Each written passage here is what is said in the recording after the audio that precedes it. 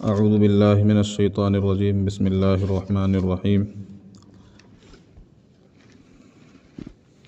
الہاکم التکاثر حتی زرتم المقابر کلا سوف تعلمون ثم کلا سوف تعلمون کلا لو تعلمون علم الیقین لترون الجحیم ثم لترونها عین الیقین ثم لتسألن یومئذ عن النعیم۔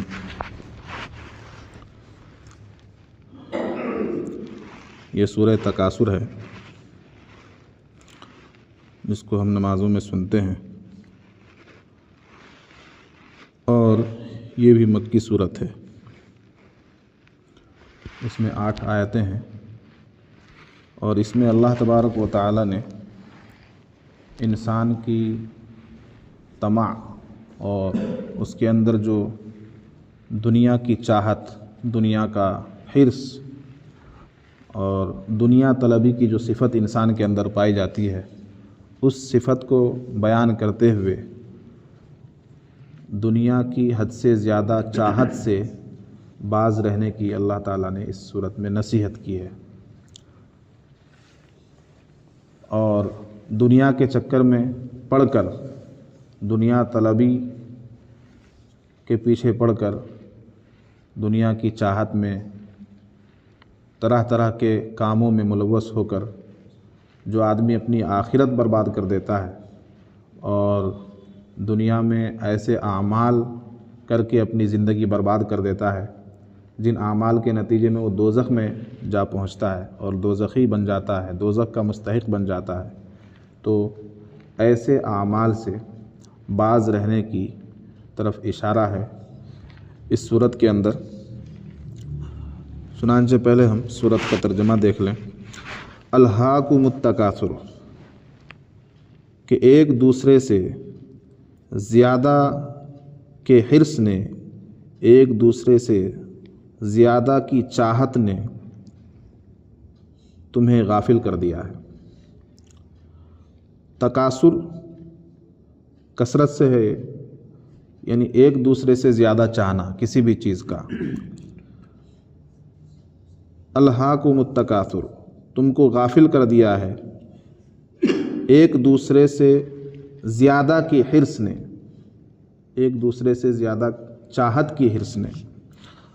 حتی زرتم المقابر، یہاں تک کہ تم قبروں کو دیکھ لیتے ہو۔ مقابر مقبر کی جمع ہے، یہاں تک کہ تم قبروں کو یعنی قبرستانوں کو دیکھ لیتے ہو، یعنی قبر میں چلے جاتے ہو۔ یہ تعبیر ہے، دیکھ لینا، اصل معنی ہے قبر میں چلے جانا، مر جانا۔ کلا سوف تعلمون، ہرگز ایسا نہیں، تم عن قریب جان لوگے۔ کیا جان لوگے؟ دنیا کی حقیقت جان لوگے۔ زیادہ چاہت اور زیادہ دنیا طلبی کی حقیقت کیا ہے، یہ تم عن قریب جان لوگے، یعنی قبر میں جانے کے بعد تمہیں پتہ چل جائے گا اس دنیا کی حقیقت کیا ہے۔ ثم کلا سوف تعلمون، پھر ہرگز ایسا نہیں جیسا تم سوچ رہے ہو، تم عن قریب جان لوگے۔ کلا لو تعلمون علم الیقین، ہرگز ایسا نہیں، کاش کہ اگر تم یقینی طور پر جان لیتے، یقینی طور پر جان لیتے، یعنی تمہیں اس بات کا یقینی علم ہوتا کہ تمہارے ساتھ کیا ہونا ہے، قبر میں جانے کے بعد کیا ہونا ہے، حشر میں کیا ہونا ہے، آخرت میں کیا ہونا ہے۔ لَتَرَوُنَّ الْجَحِيمَ، تم ضرور بالضرور دوزخ کو دیکھو گے، تم ضرور بالضرور دوزخ کو دیکھو گے۔ ثُمَّ لَتَرَوُنَّهَا عَيْنَ الْيَقِينِ، پھر تم ضرور بالضرور یقیناً دوزخ کو دیکھو گے، یقین کی آنکھ سے دیکھو گے۔ ثُمَّ لَتُسْأَلُنَّ يَوْمَئِذٍ عَنِ النَّعِيمِ، پھر ضرور بالضرور تم پوچھے جاؤ گے، سوال کیے جاؤ گے اس دن عن النعیم، نعمتوں کے بارے میں۔ جو بھی نعمتیں تمہیں حاصل ہیں ان تمام نعمتوں کے بارے میں تم سے سوال کیا جائے گا۔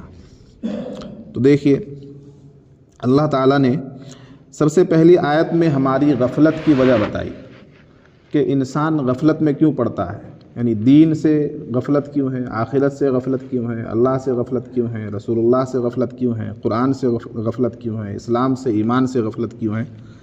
کیونکہ آدمی حریص ہے، لالچی ہے، اس کے اندر طمع ہے۔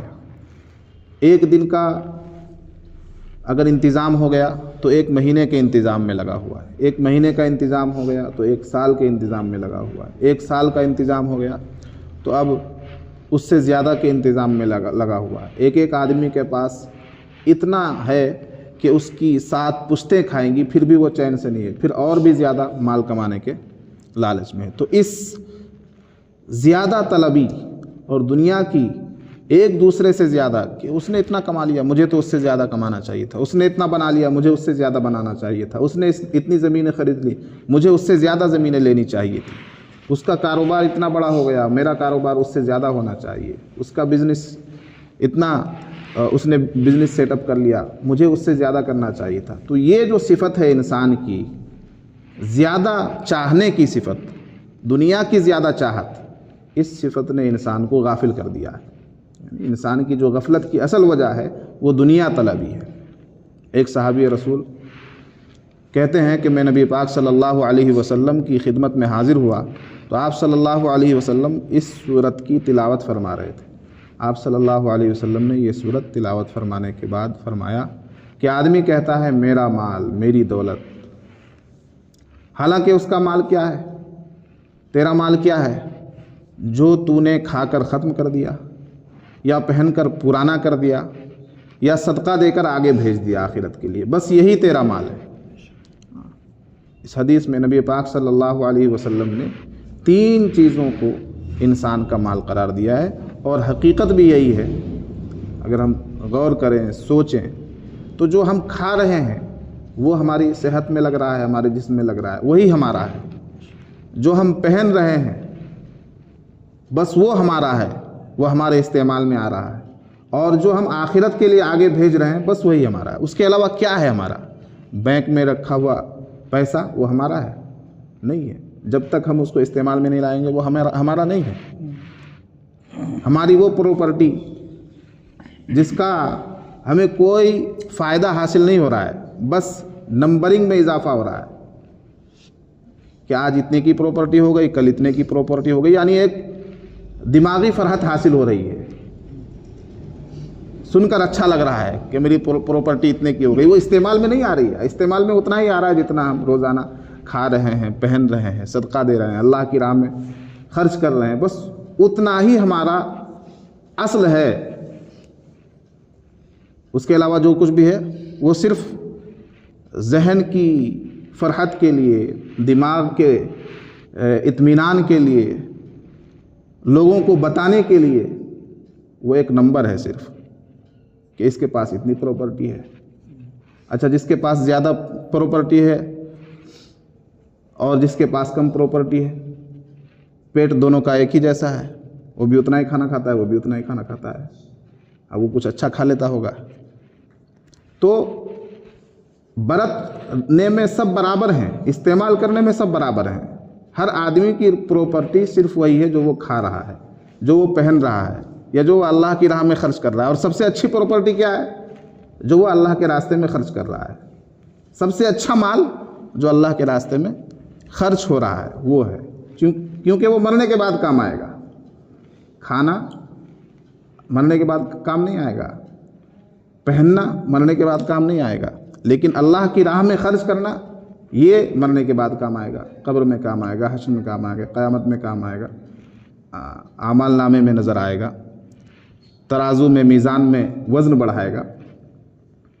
ایک حدیث میں نبی پاک صلی اللہ علیہ وسلم نے فرمایا کہ انسان بڑا لالچی ہے، اس کا یعنی اس کو سونے کی ایک وادی مل جائے، ایک جنگل بھر سونا مل جائے تو وہ چاہے گا کہ ایک اور وادی سونے کی ہوتی میرے پاس، اور اس کا پیٹ تو صرف قبر کی مٹی ہی بھر سکتی ہے۔ حدیث کے الفاظ کہ انسان کا پیٹ صرف قبر کی مٹی ہی بھر سکتی ہے۔ تو یہ جو صفت ہے انسان کے اندر، زیادہ ہو جائے، اتنا ہو جائے، اتنا ہو جائے، اس صفت نے انسان کو غافل کر دیا ہے۔ حدیث میں آیا ہے کہ قیامت کے دن آدمی کے قدم اس وقت تک نہیں ہٹیں گے، آگے نہیں بڑھیں گے، آدمی اس وقت تک میدان حشر سے نہیں ہل پائے گا جب تک وہ 5 چیزوں کے بارے میں سوالوں کا جواب نہ دے دے۔ 5 سوال ہوں گے اس سے، ان 5 سوالوں کا جواب وہ دے گا اور ان 5 چیزوں کا حساب وہ دے گا، تب جا کر وہ آگے بڑھ پائے گا۔ وہ 5 چیزیں کیا ہیں؟ نمبر 1، اس سے پوچھا جائے گا تم نے اپنی عمر کہاں ضائع کی، تم نے اپنی عمر کہاں گنوائی، کس چیز میں خرچ کی اپنی عمر۔ یہ جو زندگی ہمیں ملی ہے، اللہ تبارک و تعالیٰ نے جو ہمیں زندگی دی ہے، یہ نعمت ہے، بہت بڑی نعمت ہے، تو اس زندگی کو کہاں صرف کیا۔ لہٰذا ہم اپنی زندگی کا محاسبہ کریں کہ ہماری زندگی کس روٹیشن میں، کس شیڈیول میں گزر رہی ہے۔ صبح سے شام تک کی جو ہماری زندگی ہے، ہماری تگ و دو ہے، اور جو ہماری بھاگ دوڑ ہے، وہ دنیا کے لیے کتنا % ہے اور آخرت کے لیے کتنا % ہے، تو معلوم ہو جائے گا، اندازہ ہو جائے گا کہ ہماری جو عمر ہے وہ زیادہ دنیا کے لیے صرف ہو رہی ہے۔ عمر کا 99% حصہ وہ دنیا کے لیے خرچ ہو رہا ہے، اور اسی تگ و دو میں، دنیا کی تگ و دو میں، دنیا کی چاہت میں اور دنیا کو حاصل کرنے کے پیچھے ہماری عمر ضائع ہو رہی ہے۔ آدمی سوچتا ہے نہیں اگلے سال سے نیک بن جائیں گے، اگلے سال سے نماز شروع کر دیں گے، اس رمضان سے جو ہے نیک بن جائیں گے، لیکن وہ رمضان کبھی نہیں آتا، وہ 10 سال 20 سال 30 سال اسی طرح گزر جاتے ہیں، اور اس کی زندگی یوں ہی غفلت میں گزرتی چلی جاتی ہے، اور جتنا پھر دنیا میں لگتا ہے تو اور بھی دنیا اس کو اپنی طرف کھینچنا شروع کر دیتی ہے۔ تو پہلا سوال یہ ہوگا کہ عمر کس چیز میں خرچ کی، اور دوسرا سوال ہوگا کہ جوانی کہاں خرچ کی۔ ایک تو عمر ہے پوری زندگی، اس کے بارے میں الگ سے سوال ہوگا، اور جوانی کے بارے میں الگ سے سوال ہوگا۔ معلوم ہوا کہ زندگی کا جو یہ حصہ ہے جوانی کا، یہ بہت ہی اہم ہے، محترم بالشان ہے، اور جوانی کے بارے میں اللہ تبارک و تعالی ہم سے حساب لے گا۔ جوانی کی عبادت اللہ تبارک و تعالیٰ کو بہت زیادہ پسند ہے، اور انسان جوانی کے عالم میں ہی زیادہ غافل رہتا ہے، جوانی میں ہی وہ زیادہ نافرمانیوں میں مبتلا رہتا ہے، جوانی میں ہی زیادہ اللہ سے دور رہتا ہے، نماز سے دور رہتا ہے۔ جب جوانی ڈھل جاتی ہے اور اعضاء جوارح کام کرنا بند کر دیتے ہیں اور آدمی کسی کام کا نہیں رہتا، تو پھر وہ اس کو مسجد کا راستہ نظر آتا ہے۔ تو جوانی اللہ تبارک و تعالیٰ کی دی ہوئی نعمت ہے، اس جوانی کو اللہ کی راہ میں خرچ کرنے کی ضرورت ہے، اللہ کی اطاعت میں، اس کی بندگی میں، نمازوں میں۔ جوانی میں جو آدمی نمازی بن گیا، پھر وہ بڑھاپے تک نمازی رہتا ہے، وہ مرتے دم تک نمازی رہتا ہے، مرتے دم تک نمازی رہتا ہے۔ تو جوانی کی جو زندگی ہے، اس کی ہمیں اہمیت سمجھنی چاہیے، اس کی قدر کرنی چاہیے کہ اللہ تبارک و تعالیٰ نے جو ہمیں جوانی دی ہے، یہ بہت مختصر زندگی ہے۔ جوانی کی کتنے عرصے تک رہتی ہے؟ مشکل سے 15 سال 20 سال 25 سال آدمی جوانی کے عالم میں رہتا ہے، تو اس کے بارے میں الگ سے سوال ہوگا، کیونکہ آدمی زیادہ تر جو غفلت برتتا ہے وہ جوانی کے عالم میں برتتا ہے، تو اس کے بارے میں الگ سے سوال ہوگا کہ جوانی کہاں صرف کی۔ اور تیسرا سوال ہوگا کہ مال کہاں سے کمایا، مال کہاں سے کمایا، یعنی تمہارا ذریعہ آمدنی کیا تھا، حلال طریقے سے کما رہے تھے یا حرام طریقے سے، جو تمہارا دنیا حاصل کرنے کا جو تمہارا طریقہ تھا، جو روزگار تھا، وہ جائز تھا یا ناجائز تھا۔ ایک تو سوال یہ ہوگا، اور چوتھا سوال یہ ہوگا کہ مال خرچ کہاں کیا۔ ایک آدمی کا کاروبار بہت اچھا ہے، بزنس سیٹ اپ بہت بڑھیا ہے، اچھی تجارت کر رہا ہے، نفع بخش تجارت کر رہا ہے، جائز اور حلال کام کر رہا ہے، مال کما رہا ہے حلال طریقے سے، وہ پیسہ بنا رہا ہے، لیکن مال جہاں خرچ کر رہا ہے وہ صحیح جگہ نہیں ہے، فضول خرچی کر رہا ہے، مال کو ضائع کر رہا ہے، گناہوں پر خرچ کر رہا ہے، اللہ کی نافرمانی میں خرچ کر رہا ہے، اپنے پیسوں کو ایسی جگہوں پر استعمال کر رہا ہے جہاں سے اللہ ناراض ہوتا ہے۔ مثلا فضول خرچی کرنا، دکھاوا کرنا، ریا کرنا، دنیا کے بے شمار فنکشنز میں پیسے اڑانا، برتھ ڈے منانا، یہ منانا وہ منانا، تو یہ تمام چیزیں ایسی ہیں جو مال کے خرچ کرنے کا مصرف نہیں ہے، یعنی ایک مصرف ناجائز مصرف ہے، اس پر آدمی خرچ کر رہا ہے۔ صحیح پیسہ ہے، جائز پیسہ ہے، حق حلال کی کمائی ہے، لیکن جو خرچ کر رہا ہے جہاں، وہ خرچ کرنے کی جگہ نہیں ہے، تو اس کے بارے میں بھی حساب ہوگا۔ ہم کمانے پر تو دھیان دیتے ہیں، انسان کی نظر کمانے پر تو ہوتی ہے کہ ہم کہاں سے کما رہے ہیں، اس پر تھوڑا بہت وہ توجہ دیتا ہے کہ ہماری کمائی صحیح ہونی چاہیے، جائز ہونی چاہیے، لیکن خرچ کرنے پر توجہ نہیں دیتا، کہیں بھی خرچ کر دیتا ہے۔ تو خرچ کرنے پر بھی ہمیں توجہ دینی چاہیے۔ چوتھا سوال ہوگا کہ کہاں مال خرچ کیا، جو تمہاری جمع پونجی تھی، جو تم نے کمایا تھا، اس کو خرچ کہاں کیا۔ لہٰذا خرچ کرتے ہوئے بھی آدمی کو احتیاط کرنا چاہیے کہ ہمارا مال کسی غلط جگہ خرچ نہ ہو جائے، ناجائز کاموں میں خرچ نہ ہو جائے، گناہوں کے کام میں خرچ نہ ہو جائے، جہاں اللہ ناراض ہوتا ہو ایسی جگہ پر خرچ نہ ہو جائے۔ اور پانچواں سوال یہ ہوگا کہ اپنے علم پر کتنا عمل کیا۔ جو تمہیں معلوم تھا، علم کیا ہے؟ علم صرف کتاب پڑھنے کا نام نہیں ہے کہ ایک آدمی کتاب پڑھ رہا ہے، یا ڈگری کا نام علم نہیں ہے کہ ایک آدمی نے ڈگری حاصل کر لی، میٹرک پاس کر لیا، انٹر کر لیا، صرف یہ علم نہیں ہے۔ علم ہے جانکاری، جو بھی نالج، جو بھی جانکاری ہمیں ہے، جتنا کچھ ہم جانتے ہیں وہ ہمارا علم ہے۔ تو ہم نے اپنے جاننے کے مطابق کتنا عمل کیا، یہ سوال ہوگا۔ مثلا سب کو معلوم ہے کہ یہ کام گناہ ہے، تو اس گناہ سے بچا یا نہیں؟ معلوم ہے کہ گناہ ہے، تو اس سے بچا یا نہیں؟ نہیں بچا تو پکڑ ہو جائے گی۔ معلوم ہے کہ نماز فرض ہے، پھر بھی نہیں پڑھ رہا ہے، تو پکڑ ہو جائے گی۔ یہی علم ہے، یعنی جتنا شریعت کا، دین کا، اسلام کا ہمیں علم ہے، اس علم پر عمل کرنا ہے۔ یہ پانچواں سوال ہوگا کہ تم نے اپنے علم پر کتنا عمل کیا۔ جب تک ان 5 سوالوں کا جواب نہیں آ جاتا، جب تک ان 5 چیزوں کے بارے میں آدمی حساب کتاب نہیں دے دیتا، اس وقت تک اس کے قدم آگے نہیں بڑھیں گے۔ اچھا، اللہ تبارک و تعالیٰ کا سوال کرنا کہ کہاں سے کمایا، کہاں خرچ کیا، علم پر کتنا عمل کیا، اللہ سوال کرے گا نا۔ اللہ تبارک و تعالیٰ کو تو سب کچھ معلوم ہے، پھر سوال کرنا کیا معنی رکھتا ہے؟ اللہ کو تو معلوم ہے کہ اس نے جوانی کہاں خرچ کی، ہے نا؟ اللہ کو تو معلوم ہے کہ اس نے اپنی عمر کہاں خرچ کی، کن چیزوں میں خرچ کی، پھر اللہ سوال کر رہا ہے۔ یہ ایسا ہی ہے جیسا کہ ایک آدمی کے پاس آپ کا رزلٹ ہو، مثلا کسی جگہ پر آپ نے CCTV کیمرہ لگا رکھا ہے، سارا کچھ ریکارڈ ہو رہا ہے، اور یہ بھی ریکارڈ ہو گیا کہ اس CCTV کی نگرانی میں ایک آدمی نے آ کر آپ کا ایک سامان اٹھا لیا، آپ نے دیکھ لیا CCTV کیمرہ میں۔ اب آپ اس کو بلا کر پوچھ رہے ہیں کہ بتاؤ تم نے یہ سامان اٹھایا ہے نہیں، جبکہ آپ کو معلوم ہے کہ اسی نے اٹھایا ہے، پھر آپ پوچھ رہے ہیں۔ تو یہ پوچھنا اس طرح سے ہے۔ اللہ تعالیٰ کو تو سب معلوم ہے، لیکن اللہ تعالیٰ معلوم کرے گا، سوال کرے گا، حساب لے گا۔ تو اللہ کا معلوم کرنا یہ زجر و توبیخ کے طور پر ہے، ڈانٹ ڈپٹ کے طور پر ہے۔ سمجھ میں آئی بات؟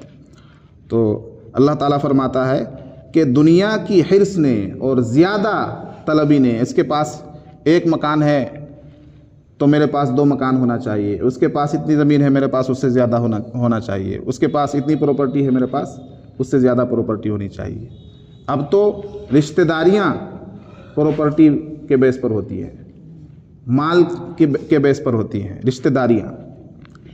حالانکہ حدیث میں ہے کہ 4 چیزوں کی وجہ سے رشتہ کیا جاتا ہے، 4 چیزیں دیکھی جاتی ہیں عام طور پر رشتہ کرنے میں، کہ حسب ہے یا نہیں، خاندان ہے یا نہیں، حسن و جمال، خوبصورتی ہے یا نہیں، حسب، نسب، مال اور دین، یہ چیزیں دیکھی جاتی ہیں۔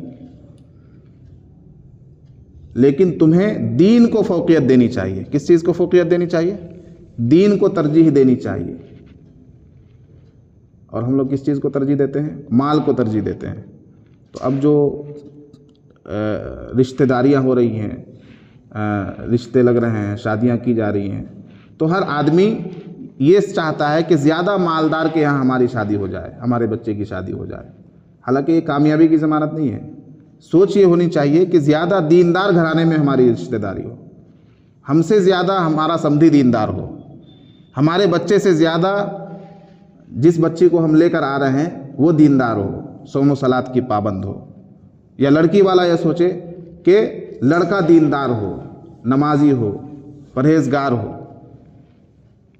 تو اس سے کیا ہوگا؟ آپ کے بچے کی آخرت سنور جائے گی۔ دنیا تو جس طرح گزرنی ہے گزر ہی جائے گی، ہماری بھی گزر رہی ہے، تمام لوگوں کی دنیا گزر رہی ہے۔ دنیا کسی کے لیے رکی ہوئی ہے کیا کہ رشتہ نہیں ہوگا تو دنیا رکی ہوئی؟ دنیا تو گزر ہی جائے گی، لیکن آخرت صحیح طور پر گزر جائے اس کی فکر ہونی چاہیے۔ تو اللہ کے نبی صلی اللہ علیہ وسلم نے فرمایا فاظفر بذات الدین، کہ دین کو ترجیح دے کر کامیاب ہو جاؤ، یعنی کامیابی دین میں ہے، نہ مال میں ہے، نہ خاندان میں ہے، نہ حسب نسب میں ہے، نہ خوبصورتی میں ہے۔ خوبصورتی کو بھی اہمیت نہیں دی جائے گی، اہمیت کس کو دی ہے؟ اللہ کے نبی صلی اللہ علیہ وسلم نے دینداری کو، فاظفر بذات الدین فرمایا کہ دین کو اختیار کر کے، دین کو ترجیح دے کر کامیاب ہو جاؤ۔ ہو سکتا ہے کہ جس گھرانے میں تم رشتہ کر رہے ہو تمہارے مالی حیثیت سے، خاندانی اعتبار سے، پراپرٹی کے لحاظ سے، حسب نسب کے لحاظ سے بہت زیادہ کمزور ہو، کمتر ہو، لیکن اگر دین میں تم سے بڑھا ہوا ہے یا تمہارے برابر ہے، دین میں تم یہ سمجھ رہے ہو کہ ہاں یہ آدمی دیندار ہے، اس کا گھرانہ دیندار ہے، تو اس کو فوقیت دو۔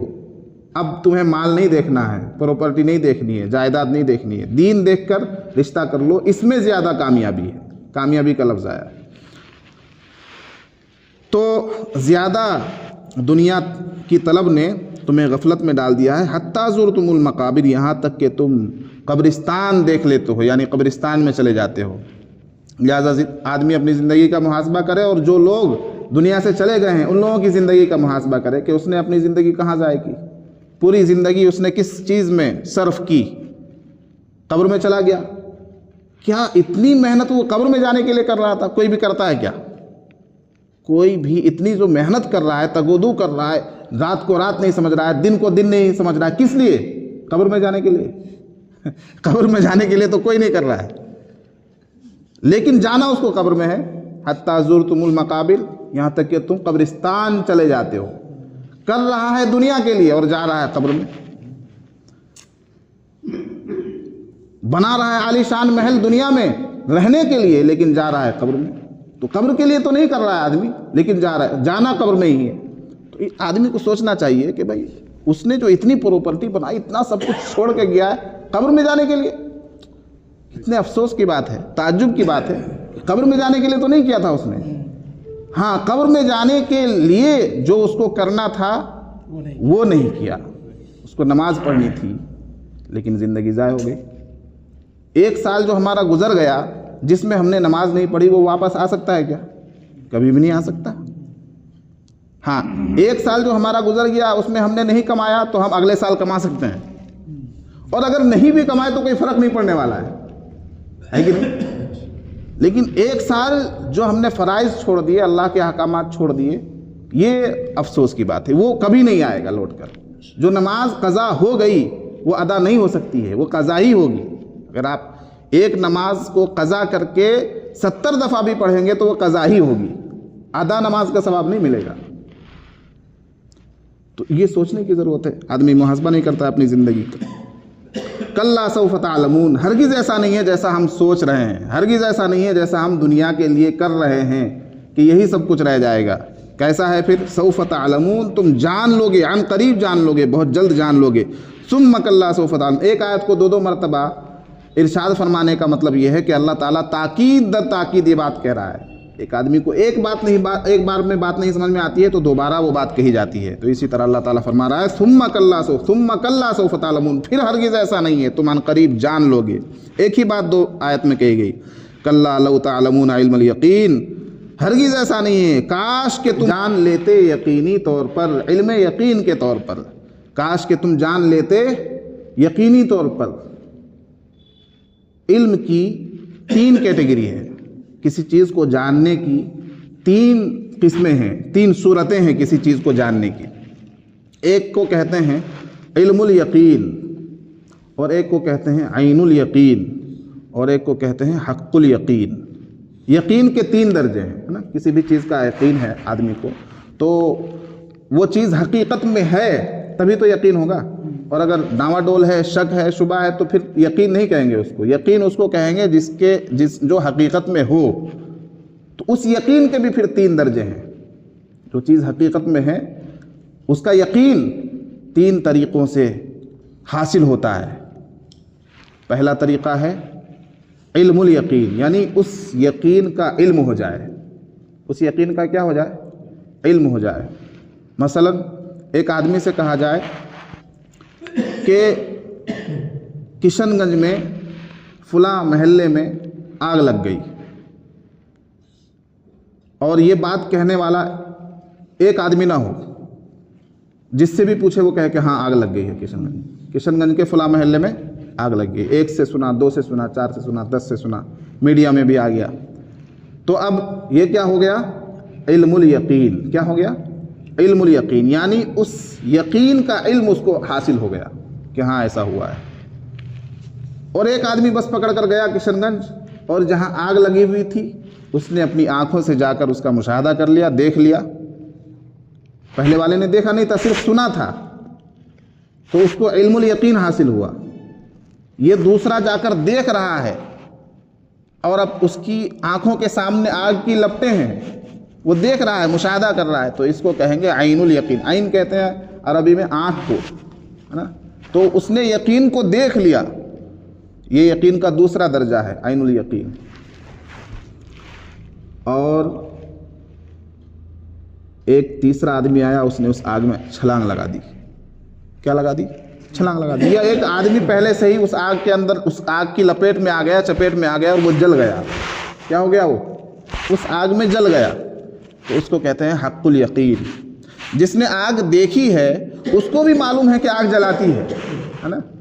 आइनुल यकीन जिसको हासिल हुआ है उसको भी मालूम है कि आग जलाती है, लेकिन कैसे जलाती है, उस जलने का एहसास क्या है, ये उसको नहीं मालूम। ये उसको मालूम है जो उस आग की लपेट में आ गया है, जो उस आग में जल गया है, तो उसको जो जलने का दर्द महसूस हो रहा है, इसको कहेंगे हक़्क़ुल यकीन। समझ में आई बात। तो यकीन की ये तीन कैटेगरी है। फरमाया कल्ला लौ तअलमून इल्मल यकीन, काश अगर तुम जान लेते इल्म यकीन के तौर पर, यकीनी इल्म तुमको हो जाता, तो फिर तुम इस तरह ज़िंदगी नहीं गुजारते। लतरउन्नल जहीम, तुम ज़रूर बिज़रूर जहीम यानी जहन्नम को देखोगे। सुम्मा लतरउन्नहा आइनल यकीन, फिर तुम ज़रूर बिज़रूर, पहले इल्म यकीन आया, अब आइनल यकीन। सुम्मा लतरउन्नहा आइनल यकीन, फिर तुम ज़रूर बिज़रूर अपनी आँख से उस जहन्नम को देखोगे, यानी आइनुल यकीन तुमको हासिल हो जाएगा। सुम्मा लतुसअलुन्न यौमइदिन अनिन नईम, फिर तुम पूछे जाओगे, तुमसे सवाल किया जाएगा, तुमसे ज़रूर बिज़रूर सवाल किया जाएगा। लतुसअलुन्न, बानून सकीला का सिगा है, लतुसअलुन्न इसका मतलब है ज़रूर बिज़रूर, हर हाल में तुमसे सवाल किया जाएगा, तुम ज़रूर बिज़रूर पूछे जाओगे। यौमइज़िन, उस दिन, अनिन नईम, नेमतों के बारे में, नेमतों के बारे में तुम ज़रूर बिज़रूर पूछे जाओगे, सवाल किए जाओगे। अभी मैंने हदीस बताई ना कि 5 चीज़ों के बारे में सवाल किया जाएगा। ये 5 चीज़ें क्या है? अल्लाह की नेमत है, तो माल अल्लाह की नेमत है, उम्र अल्लाह की नेमत है, जवानी अल्लाह की नेमत है, इल्म अल्लाह की नेमत है।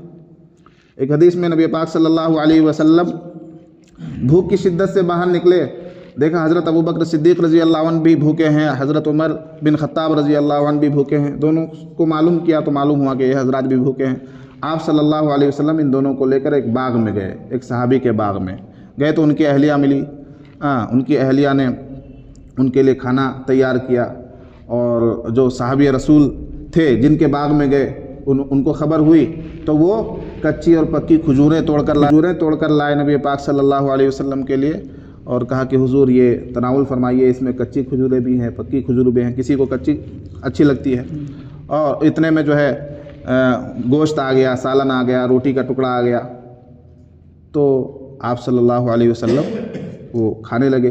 پانی آ گیا تو آپ صلی اللہ علیہ وسلم نے وہ تناول کیا اور کھایا اور فرمایا کہ دیکھو یہی وہ نعمتیں ہیں جن کے بارے میں قیامت کے دن سوال کیا جائے گا۔ یعنی بھوکے ہیں، کئی دن تک چولہے نہیں چل رہے ہیں گھروں میں، لیکن ایک وقت کا جو کھانا میسر آیا ہے وہ بھی دوسرے صحابی کے باغ میں جا کر، تو کیا فرما رہے ہیں آپ صلی اللہ علیہ وسلم کہ یہی وہ نعمتیں ہیں جن کے بارے میں اللہ تعالیٰ قیامت کے دن سوال کرے گا۔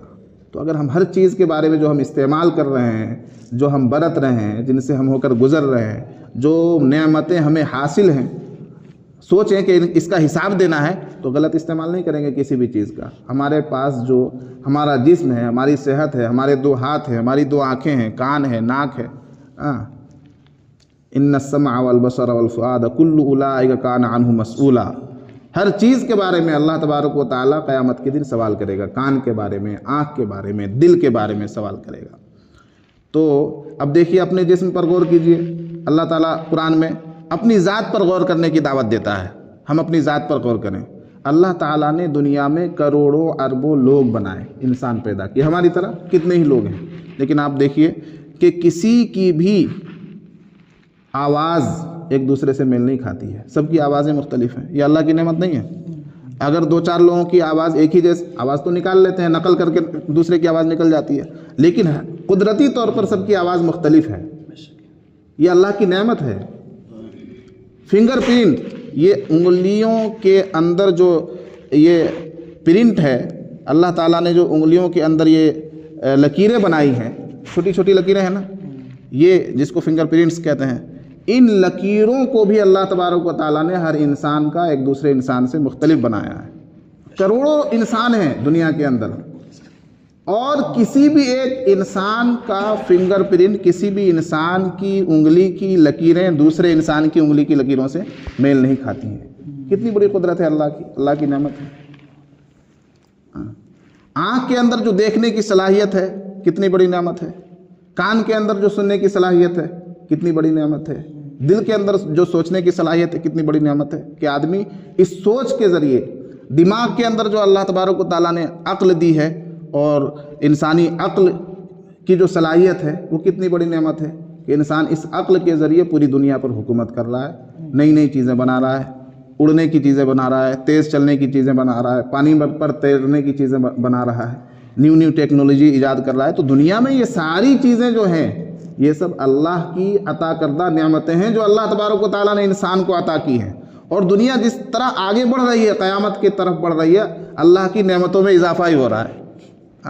الیوم اکملت لکم دینکم واتممت علیکم نعمتی، قرآن میں اللہ تبارک و تعالیٰ نے فرمایا کہ میں نے تم پر اپنی نعمت تمام کر دی ہے، مکمل کر دی ہے۔ تو دین کی نعمت بھی ہے اللہ تبارک و تعالیٰ نے مکمل کر دی ہے، یعنی دین مکمل ہو گیا، اسلام مکمل ہو گیا، شریعت مکمل ہو گئی، لیکن دنیا کی نعمتیں بھی قیامت تک مکمل ہو جائیں گی۔ ایک سے ایک نعمت اب اللہ تبارک و تعالیٰ کی دنیا میں دیکھنے کو مل رہی ہے۔ پہلے اڑنے والے جہاز نہیں ہوتے تھے، اب جہاز ہے، بلکہ ایسا جہاز تیار کیا جا رہا ہے کہ میں جو بول رہا ہوں تو میری آواز کتنی تیز، یہ جو ساؤنڈ ہے یہ کتنی تیز رفتار ہے، یعنی دیوار تک آواز پہنچنے میں کتنا وقت لگے گا؟ سیکنڈ کا ایک حصہ بھی نہیں لگے گا۔ اگر سیکنڈ کے 100 حصے کریں گے تو ایک حصے میں آواز میری دیوار تک پہنچ جائے گی۔ اور ایسا جہاز تیار کیا جا رہا ہے، ایسی سواری تیار کی جا رہی ہے کہ وہ آواز سے 2 گنا زیادہ رفتار سے بھاگے۔ تو ایسی ایسی نعمتیں ایجاد ہو رہی ہے، یہ سب اللہ کی دین ہے۔ اللہ تبارک و تعالیٰ نے انسان کو وہ صلاحیت عطا کی، وہ عقل کی دولت عطا کی کہ وہ یہ ساری چیزیں بنا رہا ہے۔ تو یہ جو بنا رہا ہے انسان، جو اپنی عقل سے اتنا کام لے رہا ہے، اپنے ہاتھ سے اتنا کام لے رہا ہے، اور اپنی اعضاء جوارح سے اتنا کام لے رہا ہے، اپنی آنکھوں سے، اپنی ناک سے، اپنے کان سے، تو اس کے بارے میں سوال نہیں کیا جائے گا؟ ان تمام چیزوں کے بارے میں قیامت کے دن اللہ تبارک و تعالیٰ معلوم کرے گا، پوچھے گا۔ تو اس وقت اگر ہم نے اللہ کے مطابق زندگی نہیں گزاری، اور جس مقصد کے لیے اللہ تعالیٰ نے ہمیں پیدا کیا ہے اپنی عبادت کے لیے، اس طرح سے ہم نے زندگی نہیں گزاری، رسول پاک صلی اللہ علیہ وسلم کی سنت اور شریعت کے مطابق زندگی نہیں گزاری، تو ان نعمتوں کا پھر کوئی فائدہ نہیں ہوگا۔ یہ ساری نعمتیں ہماری بیکار اور اکارت جائیں گی، ضائع چلی جائیں گی، اور پھر ہماری پکڑ ہو جائے گی، پھر ہم جہنم کو دیکھیں گے۔ تو اللہ تبارک و تعالی ہمیں اپنی نعمتوں کی قدردانی نصیب فرمائے، اور ایک ایک نعمت کو سنبھل کر، سوچ سمجھ کر صحیح طریقے پر استعمال کرنے کی توفیق عطا فرمائے۔ اپنی زندگی کو دنیا کے ساتھ ساتھ بلکہ دنیا سے زیادہ دین کے لیے استعمال کرنے کی توفیق نصیب فرمائے، اور قبر میں جانے کے بعد آخرت میں اللہ تبارک و تعالی سوال و جواب میں ہمارے ساتھ آسانی کا معاملہ فرمائے، جنت کو ہمارا ٹھکانہ بنائے، جہنم سے ہماری حفاظت فرمائے۔ سبحان اللہ بحمدہ، سبحانک اللہم بحمدک، ونشہد ان لا الہ الا انت، نستغفرک ونتوب الیک۔ سبحان ربک رب العزۃ عما یصفون، وسلام علی المرسلین، والحمد للہ رب العالمین۔